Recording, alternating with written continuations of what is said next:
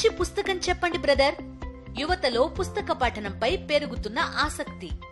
పూర్తి వివరాలకు చదవండి రేపటి సాక్షి హైదరాబాద్ ఎడిషన్. ఏపీలో అంబేద్కర్ రాజ్యాంగం అమల్లో లేదని ఆరోపించారు మాజీ మంత్రి అంబటి రాంబాబు. రాష్ట్రంలో లోకేష్ రెడ్ బుక్ రాజ్యాంగం అమలవుతోందన్నారు. కూటమి ప్రభుత్వం కక్ష సాధింపు చర్యలకు పాల్పడుతోందన్నారు. గుంటూరు వైఎస్ఆర్సీపీ ఆఫీసులో జరిగిన రాజ్యాంగ దినోత్సవ వేడుకల్లో అంబటి పాల్గొని అంబేద్కర్ చిత్రపటానికి నివాళులర్పించారు. వారికి బ్రూట్ మెజారిటీ వచ్చింది. ఇక మాకేం తిరుగులేదు. పోలీసులు మేము ఏం చెప్తే అది చేయాలి.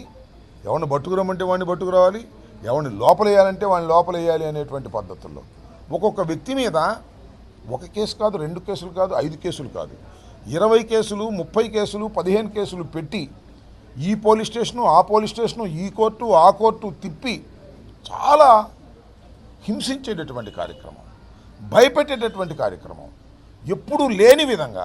బహుశా బ్రిటిష్ వారు పరిపాలన చేసే రోజుల్లో కూడా స్వాతంత్రం కోసం పోరాడినటువంటి వారి మీద ఇన్ని కేసులు పెట్టి ఉంటారని నేను అనుకోను. ఆ విధంగా ఒక అణిచివేత ధోరణితో సోషల్ మీడియాని కానీ మీడియాని కానీ అణిచివేయాలనేటువంటి ఒక దురుద్దేశపూర్వకంగా భయపెట్టేటటువంటి కార్యక్రమాలు చేస్తున్నారు. ఇది చాలా దురదృష్టకరం. ప్రభుత్వం ముందు అనేక అంశాలు ఉంటాయి, అమలు చేయాల్సినటువంటి అంశాలు. ఎన్నికల్లో వారు ఇచ్చినటువంటి వాగ్దానాలను తూచా అమలు చేయాల్సినటువంటి బాధ్యత కూడా వారికి ఉంటుంది.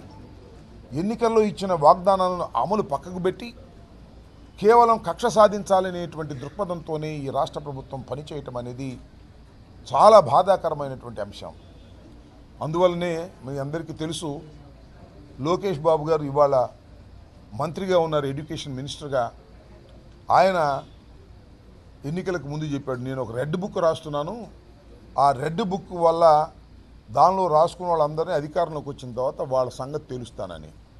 ఇవాళ 5 మాసాల నుంచి రెడ్ బుక్లోని అంశాలను తేల్చే కార్యక్రమంలో ఉన్నారు.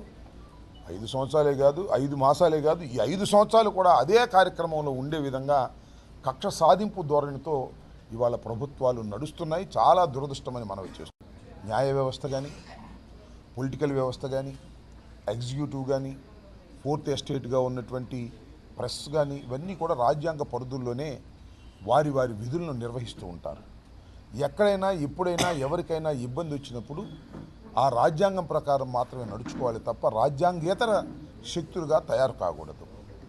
దురదృష్టం ఏమిటంటే ఇవాళ రాష్ట్రంలో నూతనంగా ఏర్పడినటువంటి ప్రభుత్వం రాజ్యాంగేతర శక్తిగా ఏర్పడి రాజ్యాంగాన్ని పక్కకు పెట్టి, రూల్స్ పక్కకు పెట్టి, చట్టాలను పక్కకు పెట్టి కక్ష సాధింపులుగా తయారవటం చాలా దురదృష్టకరమని మనవి చేస్తున్నాం.